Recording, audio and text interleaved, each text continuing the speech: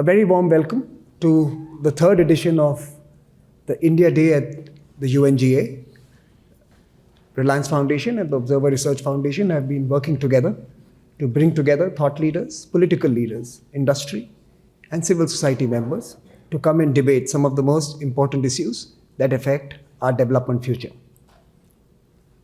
We have had the privilege of partnering with the Indian Permanent Mission to the UN and the Council General in New York to put together convenings that have seen diverse voices through the day today and have shared ideas, hopes, challenges and opportunities that all of us must navigate in the days ahead. Dr. S. Jaishankar, Minister of External Affairs India, and Madam Kyoko Jaishankar. Minister Hugh Tilton Todd from Guyana. Baiba Braze, Minister for Foreign Affairs Latvia. Sultan Ahmed bin Sulaim, Group Chairman and Chief Executive Officer, DP World. Borge Brende, President, World Economic Forum. Ambassador P Harish, India's permanent representative to the UN. Isha Ambani Piramal, Director, Reliance Foundation.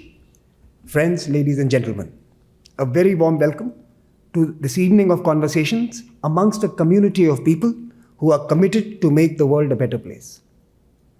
Many years ago, as the Observer Research Foundation created its first platform in the African continent, a friend of ours in Rwanda alerted us to a Swahili saying, "The story of the hunt would always glorify the hunter until the tigers learned how to tell their tale." Global development policy has been shaped by this paradigm as well. All international agreements, financial commitments, political imperatives have privileged the interests of the developed world and the rich countries.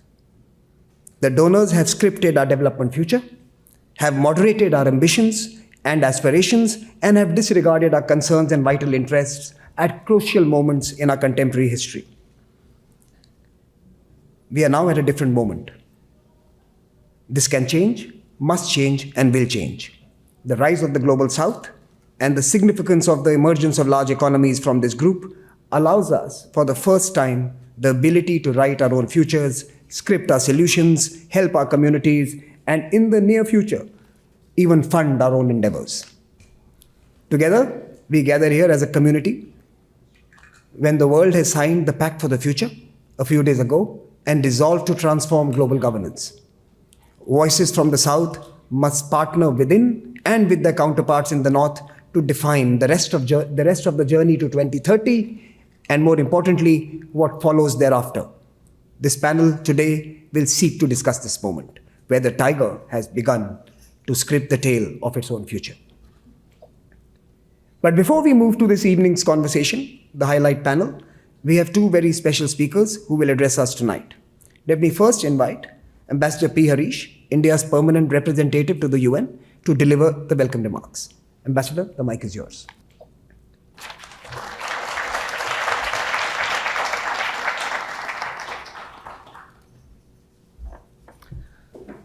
Thank you, dear Samir.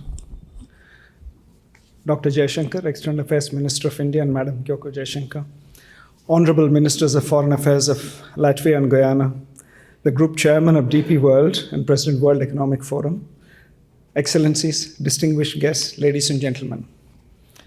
We have just heard from Samir, the old African proverb. It's actually the lion in the proverb.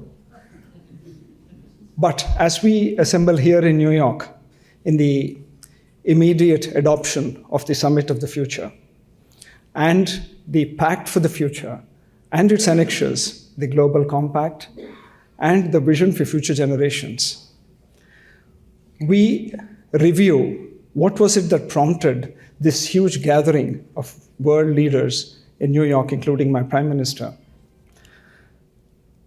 There was an intense need for a reboot for the development paradigm for the whole globe after 2 years of the pandemic and 2 years of numerous conflicts around the world.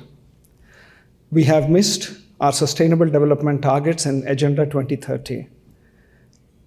In the various Voice of the Global South summits convened by my Prime Minister over the last 2 years, the single cry of help that came out from various countries of the global south was focused on the problems faced due to debt and the triple problems of food inflation, fuel, and fertilizer inflation.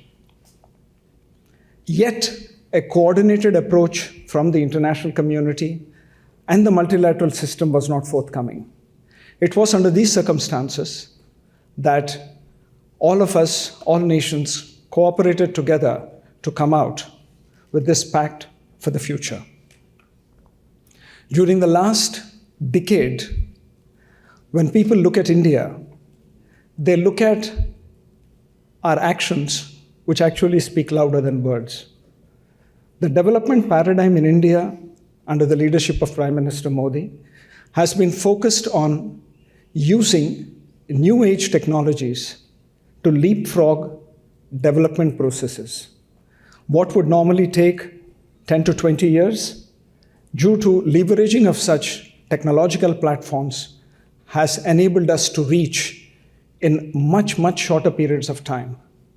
Whether it is bringing in a couple of 100 million women as part of financial inclusion, whether it is in vaccinating a population of 1.4 billion people twice over during the course of the pandemic, whether it was delivering educational services to children across the country using digital platforms, or enabling commerce through digital means, the leveraging of technology has helped this.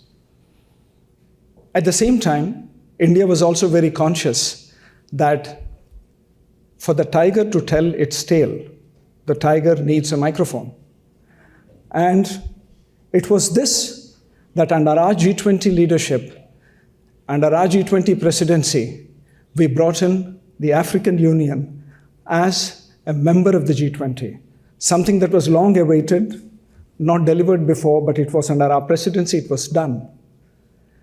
Giving a seat at the high table and giving a microphone so that the tail of the tiger can be heard was a very important aspect of India's global partnership, especially in reaching out to our friends in the developing world and the global south. Friends, a few other developments of the last decade. How to manage technology and how to manage the frameworks for their governance has emerged as a huge issue. Accessibility and affordability have been defining elements in this. As the Pact for the Future comes with a compact, the digital compact, I think a lot of the future efforts are also on how we manage this technology and its governance so that developing countries have an equal say and benefit from these new age technologies that would help them leapfrog their growth and development process. Last but not the least, there has been a huge focus on youth in the Summit of the Future. How do we take the step to involve youth in governance within countries? How do we involve their energy, innovation, and dynamism for economic and developmental processes has been a huge issue which leaders spoke at the Summit of the Future. India, as the country with the largest cohort of youth, has had an important role to play. If you look at our electoral processes, those who have just turned 18 are an important demographic for our political process. They not only take an active part in our polity, they also contribute significantly to the innovation in science and technology that you see in India. So youth will emerge as a key issue, and when the tale of the tiger is told, it will be told by the cubs and the young tigers.